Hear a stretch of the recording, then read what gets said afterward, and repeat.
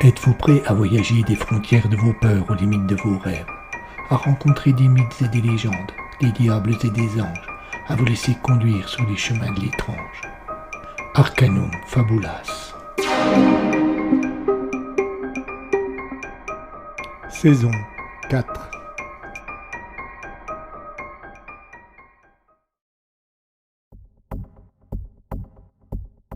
On raconte, dans une ancienne légende, qu'au moment où la mort croise notre destinée, elle est précédée par des chanteuses dont le rôle est de nous envoûter pour que nous acceptions sans peur et sans réticence de nous laisser tirer hors de la vie.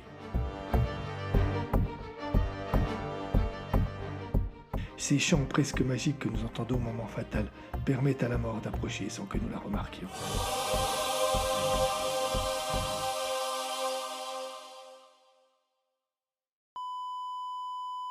Le chant des Dames de la Mort.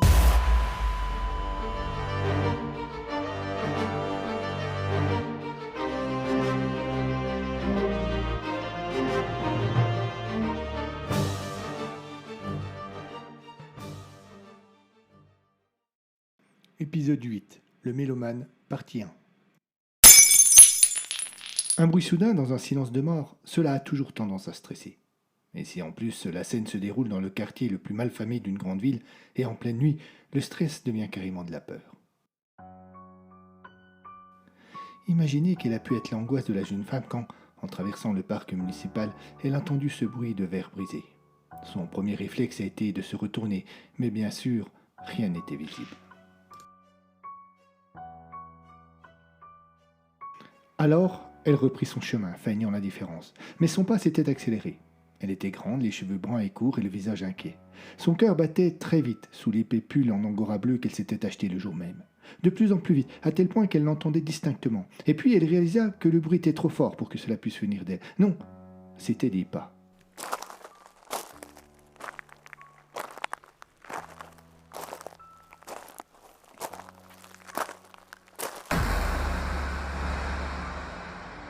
C'est sans doute la dernière pensée qui lui traversa l'esprit.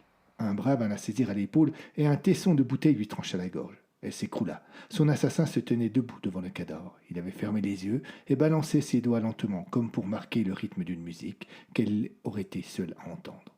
Au bout de 5 minutes, l'homme sortit de sa poche un petit carton qu'il jeta négligemment sur le corps de la pauvre femme. Enfin, il s'éloigna.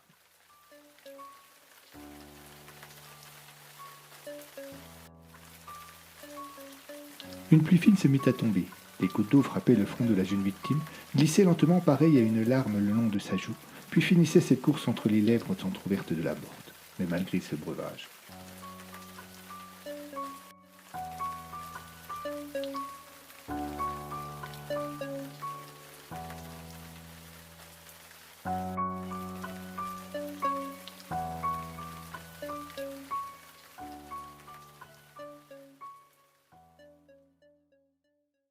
La pluie ne cessa pas de tomber cette nuit-là. Toujours plus dense, l'eau ruisselait dans les rues de la grande ville sans jamais parvenir à l'inonder. Et pourtant, cela aurait fait du bien à ce dépotoir humain d'être inondé, de disparaître enfin dans les affres d'un déluge moderne. La personne qui était le mieux placée pour le savoir dans cette ville, c'était le lieutenant Danny Falk du 3e district, attaché à la police criminelle. Ce n'était pas facile de s'appeler Falk lorsqu'on est lieutenant de police, parce qu'il y a toujours un collègue qui se croit malin en faisant le rapprochement avec Peter Falk, l'acteur qui incarne le lieutenant Colombo. N'empêche qu'en ce moment, Danny aurait bien voulu avoir les mêmes capacités de déduction que son homonyme télévisuel, car l'affaire du mélomane lui paraissait insoluble.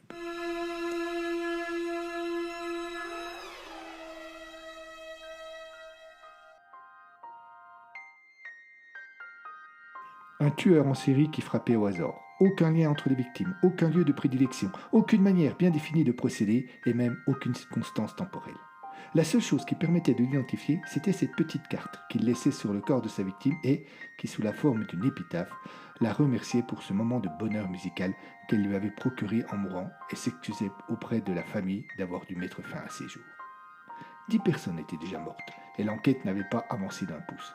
On avait cru naïvement trouver le coupable dans les milieux musicaux de la ville, mais les recherches n'avaient rien donné.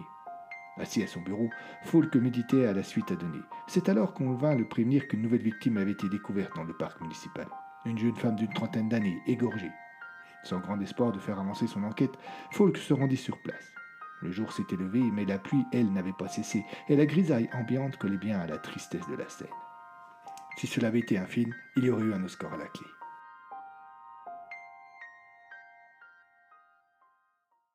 Le médecin légiste effectuait les premiers actes de sa sale besogne et les auxiliaires de police cherchaient d'éventuels indices. Un des policiers tendit à Danny la carte trouvée sur le cadavre, où l'on pouvait toujours lire la même litanie. Falk eut un geste pour la glisser dans sa poche, puis il se ravisa. Quelque chose l'avait marqué. Il regarda plus attentivement la carte. Un large sourire vint éclairer son visage. Il tapa le bras de son collègue qui se tenait à sa droite et dit simplement « Nous le tenons ».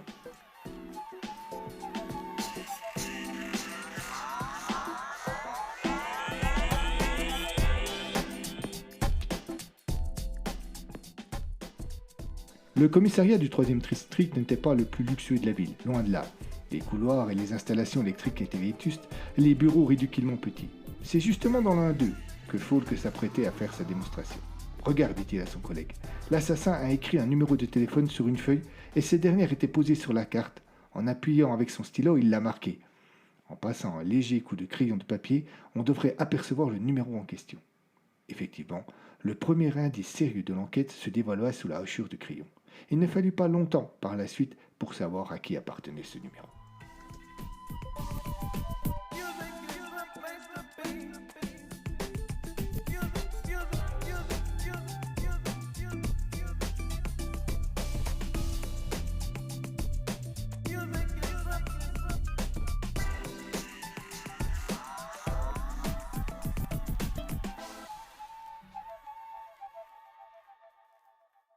En début d'après-midi, la pluie diminua un peu, mais ne cessa point. Le ciel resta gris et la luminosité faible.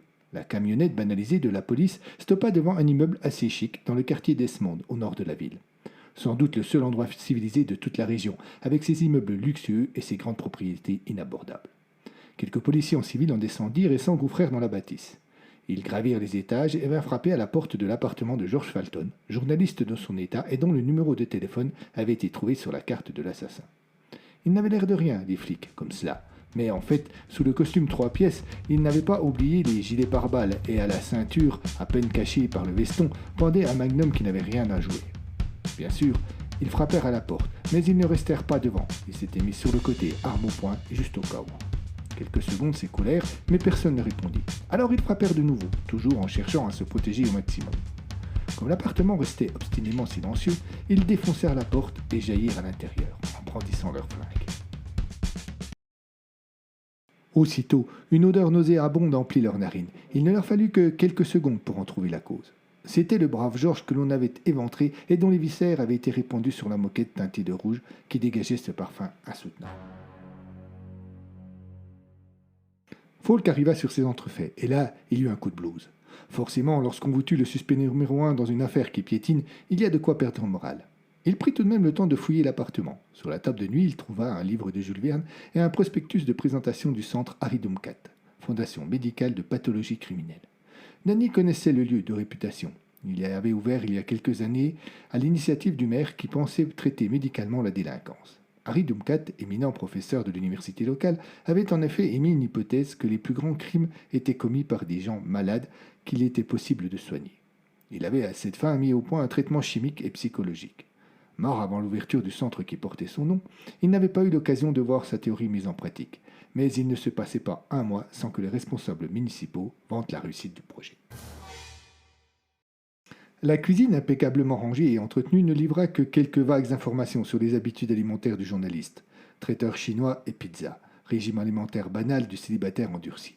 Le salon, habité d'une table basse, d'un canapé et d'un impressionnant écran de télévision, ne livra aucune information. Sur le bureau de Falton trônait un micro-ordinateur qui arborait fièrement la pomme d'Apple. Falk adorait l'informatique et il eut, en voyant le Mac, comme une révélation. Il alluma la machine et tomba sur le dossier concernant le prochain article qu'était en train d'écrire le journaliste sur le mélomane. Il ne s'agissait que d'un brouillon regroupant des notes, des scans de documents, quelques photos des lieux du crime et juste le début de l'article proprement dit. Falk éplucha les documents avec obstination. L'un d'entre eux rassemblait dans les 3 colonnes d'un tableau les dates des croix et des intitulés étranges, D, DDC, DSFMPC, auxquels le lieutenant n'entendit rien de prime abord. Il passa son chemin pour plonger dans les fiches très détaillées des victimes qu'avait rédigées le journaliste. Nom, prénom, date de naissance, situation familiale, profession, hobby, anecdotes, circonstances et date de l'assassinat. Il réalisa en lisant ces dernières informations que les croix dans la colonne DDC du tableau précédent correspondaient aux dates des assassinats. DDC, date du crime, réalisa Falk. Il revint sur le dit document et se concentra sur la seconde colonne, DSFMPC. Il retourna les lettres dans tous les sens, puis d'un seul coup se précipita dans la chambre de Falcon. Danny s'empara du prospectus de présentation du centre Harry Dumcat et le feuilleta. Le document expliquait qu'en 6 ans d'existence, aucun criminel qui lui avait été confié n'avait commis de nouvel acte répréhensible au cours des nombreuses autorisations de sortie dont il bénéficiait. Le lieutenant referma le livret sur la couverture. Fondation médicale pathologie criminelle, FMP et DS pour la date de sortie. Le tableau devint limpide. Il fallut une courte analyse aux policiers pour voir une concomitance entre les dates de sortie dont bénéficiaient les patients du centre et les dates des meurtres. Falk tenait une nouvelle piste. Mince, certes, mais une piste.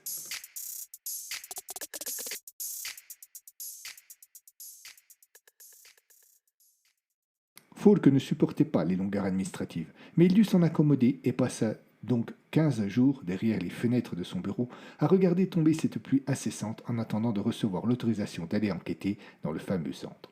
En effet, lors de sa première visite, il se fit conduire sans ménagement par la direction qui demanda l'intervention des services municipaux, lesquels affirmèrent que l'accès du lieu était soumis à une autorisation de la mairie et que l'importance de l'enquête qu'il menait n'y changeait rien. Il dut donc faire une demande en 3 exemplaires que, visiblement, les services concernés ne parvenaient pas à déchiffrer car la réponse n'arrivait pas. C'était un peu comme si les autorités, se sentant sans doute à l'abri, n'avaient aucune conscience des drames qui découlaient de leur lenteur. En effet, le mélomane, lui, pendant ce temps, fit 2 autres victimes. Un vieux bougre qui s'était égaré dans un dépotoir et une jeune femme de mauvaise vie qui exerçait ses talents sur l'un des grands boulevards de la ville. Bien sûr, il n'y avait aucun témoin et aucun autre indice. Un lundi matin, enfin, il reçut une note de la mairie. Sa joie fut de courte durée. On ne l'autorisait pas à se rendre au centre, mais on le convoquait le jour même à un entretien avec Paul Marson, adjoint au maire en charge des questions de sécurité. Visiblement, sa requête avait dû remonter aux plus hautes sphères de la municipalité. Cependant, Danny ne comprenait pas ce qui pouvait les inquiéter à ce point, ces hautes sphères.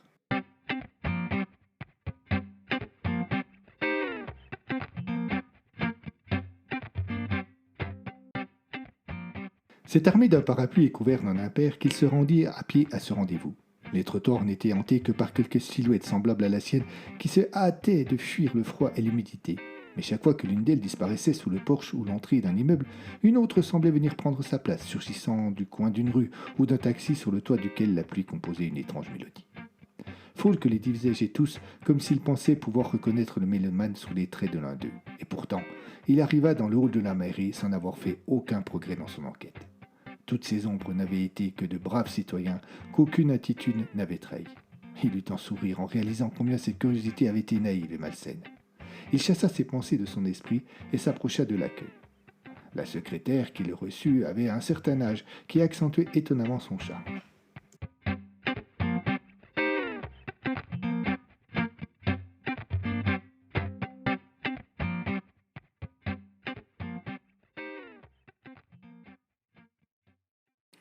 Falk avait de Marson une image joviale. L'homme, malgré une abondante chevelure blanche et un âge avancé, avait gardé un visage jeune et un peu rond, sur lequel un sourire éclatant restait à demeure. On le voyait assez souvent aux actualités régionales, serrant la main d'un policier qui s'était distingué, regardant avec amusement un spectacle d'une classe de primaire, ou allant à la rencontre d'une foule de citoyens dont tous les problèmes paraissaient le concerner au plus haut point. Le lieutenant réalisa bien vite que tout cela n'était qu'un plan média bien huilé et que le personnage ne se contentait pas d'être hautain et imbu de lui-même. Il donnait tout son sens au mot mépris. Il tendit à Danny une main molle et presque absente, et salua comme on dit merde. Et au lieu de l'inviter à s'asseoir, lui ordonna de prendre place sur la chaise en bois, esthétique, certes, mais ô combien inconfortable, qui se trouvait face à son bureau. Marson se laissa glisser dans un impressionnant siège en cuir aux antipodes de la dite chaise et, sans autre entrée en matière, demanda à Falk ce qu'il comptait faire au centre Harry Dumcat. Falk livra sans enthousiasme aux politiciens les éléments de l'enquête qui l'avaient conduit à s'intéresser à la Fondation médicale de pathologie criminelle. La tête posée sans grâce sur sa main droite, Marson écoutait le policier sans la moindre réaction. Tout juste ponctua-t-il l'exposé de quelques soupirs agacés. Quand Falk se tut, son interlocuteur laissa planer quelques secondes de silence. Savez-vous, monsieur Falk, combien un prisonnier coûte chaque année dans notre municipalité, et ce, malgré l'aide que nous pouvons recevoir de l'État ? La question avait surpris tellement le lieutenant qu'il demeura interdit. Marson avait réussi son effet et se laissa aller un petit sourire agaçant. De quoi financer plusieurs dizaines de places de crèche sur la même période. Imaginez ce qu'un condamné à perpétuité coûte à la collectivité. Excusez-moi, monsieur, réagit Falk, mais je ne suis pas certain de tout saisir. Où voulez-vous en venir ? Marson se leva et fit quelques pas dans le bureau. Il se frotta le visage, donnant l'impression qu'il cherchait ses mots. Il finit par se planter face à Falk.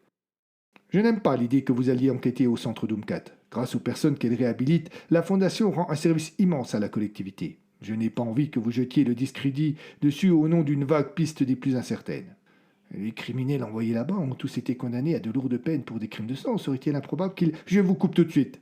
Ils ont tous fait au moins 10 ans de prison. S'ils sont bien comportés et ont réussi les tests mis au point par le professeur Doomcat qui atteste de leur faculté à guérir. Guérir, soupira Falk qui demeurait très réservé sur les théories d'Harry Doomcat. Guérir, j'insiste. Je ne puis vous empêcher de mener votre enquête là-bas. L'opinion publique ne comprendrait pas que nous fassions pas tout pour arrêter le mélomane, mais... Il se tut un instant comme pour chercher ses mots. Puis, avant de reprendre, il fixa le policier. Ses yeux se firent menaçants, son ton se fit avertissement, son visage se ferma encore davantage. Mais, insista-t-il, je suis certain que cela ne vous prendra qu'un jour ou deux avant que vous n'ayez l'intime conviction que cette piste est fausse. Loin d'être intimidé, mais de plus en plus énervé par l'attitude condescendante de son interlocuteur, Falk acquiesça en agitant exagérément la tête. Il répondit aux menaces par une dose de fausse naïveté qui n'eut d'autre effet que d'agacer le politicien. « Il est trop tôt, monsieur Marson, déclara-t-il avec un sérieux totalement fin, pour préjuger des résultats de mon enquête au centre Harry Doomcat, mais croyez bien que je serais ravi que mes conclusions rejoignent les vôtres. »« Vous avez tort de jouer à cela, s'emporta le conseiller. Vous n'êtes pas de taille à lutter. »« Je ne comprends pas, monsieur, je ne joue à rien. » Marson réalisa qu'il était tombé dans le piège grossier de Falk. Il se ravisa, corrigea son ton et son attitude. « Il n'y aura rien au centre Doomcat, lieutenant. Rien du tout, déclara-t-il calmement. Et lentement, pour être sûr que Danny comprenait bien, vous pouvez disposer. Falk se leva et se dirigea sans mot dire vers la sortie. Comme il allait franchir, il se ravisa et se tourna vers Marson, qui était déjà replongé dans notre dossier. Et si j'ai la preuve que le mélomane est un des prisonniers de votre fameux centre, il faudra que je le laisse continuer ? Marson demeura sans voix. Falk avait gagné, et la mairie n'avait d'autre option que de le laisser faire son travail.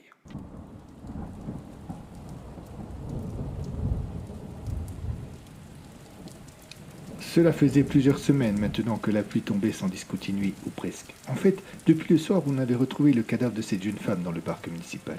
On aurait pu penser que le ciel pleurait ces morts inutiles. Il n'en était rien. Le ciel se moquait éperdument de ces millions d'humains entassés au milieu des odeurs de soufre et dont certains n'avaient pour unique distraction que la mort. Ce qui l'intéressait, le ciel, c'était peut-être de nettoyer cette ville, mais l'eau ne semblait pas suffisante. Falk pensait à tout cela lorsque sa voiture s'immobilisa dans la cour de la Fondation. Dans sa poche, le précieux sésame signé de la main de Marson, une vulgaire feuille A4 à en tête de la municipalité.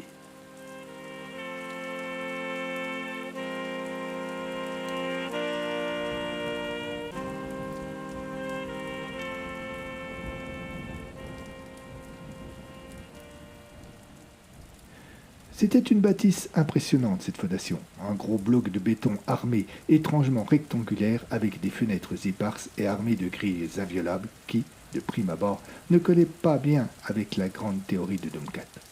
Le tout était posé au milieu d'une cour, elle-même complètement bétonnée, rigoureusement horizontale et entourée de hauts murs épais. Danny descendit de sa voiture comme la pluie redoublée. Il se mit à courir jusqu'à l'entrée. L'intérieur n'avait rien d'envie à l'extérieur. Des murs gris et tristes, des lumières artificielles, impuissantes à éclairer le lieu d'un aspect respectable. Derrière un comptoir métallique aussi laid que vieux, se tenait une ravissante secrétaire qui détonnait franchement par rapport au reste. C'est à elle que Falk s'adressa pour être introduit auprès du professeur Meuniot, le directeur du centre. C'était un homme fort jeune pour occuper ce poste. Il était grand et portait une paire de lunettes argentées dont les branches se dissimulaient sous une épaisse chevelure frisée. Ses yeux verts étaient habités par une étonnante détermination. Lieutenant Falk, lança-t-il à l'entrée du policier. Celui-ci acquiesça. Je vous attendais. Avez-vous eu le temps de regarder ce que je vous ai demandé? Naturellement. Et, en tendant son index pour désigner des dossiers posés sur son bureau, Meunier reprit. Tout est là. Les dossiers de nos 4 pensionnaires bénéficiant d'une permission de sortie. On commence? Soit.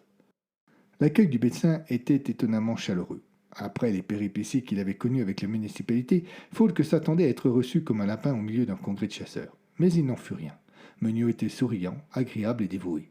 Il prit la pochette située au-dessus du tas.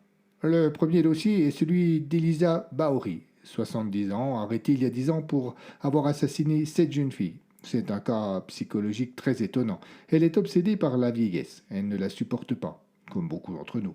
Mais elle a extériorisé en commettant des meurtres sur de jeunes femmes.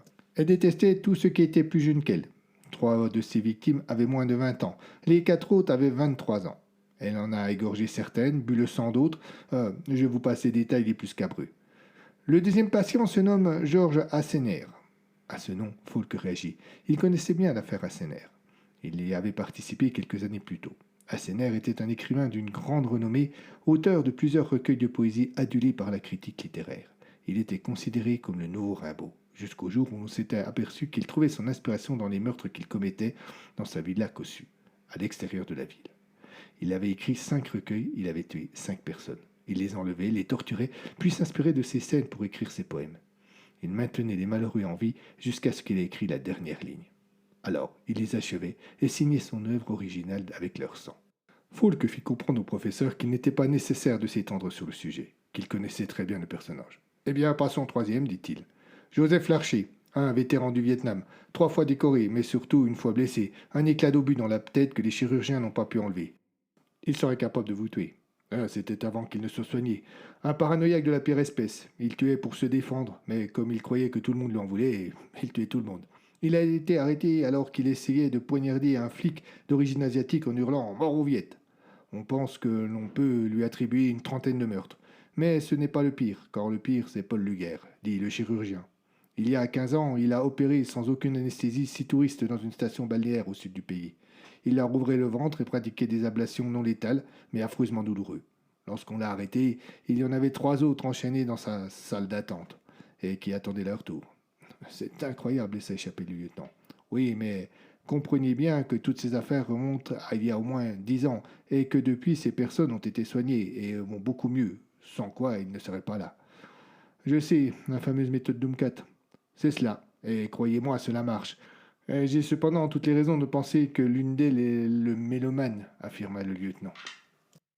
C'est stupide, et votre entrevue avec eux vous prouvera que vous avez tort. Car c'est bien pour cela qu'il était ici, Falk, pour interroger tous les malades, pour les sonder les plus profondément possible, comprendre leur motivation et savoir lequel d'entre eux profitait de ses permissions pour accomplir ses crimes, pour savoir lequel était le mélomane. Il n'y avait pas l'ombre d'un doute dans l'esprit du lieutenant qui avait repris pas à pas l'enquête du journaliste Falton. Le règlement de l'établissement permettait aux malades en voie de guérison de quitter le centre entre 9h et 23h certains jours. On pensait ainsi les réhabituer lentement à la vie en société. Au début, ce fut un véritable tollé. Beaucoup ont alors pensé que les toubibs, méthode Doomcat ou pas, étaient plus fous que leurs patients. Mais en 6 ans, il n'y avait eu aucun problème. L'affaire du mélomane allait peut-être changer les choses.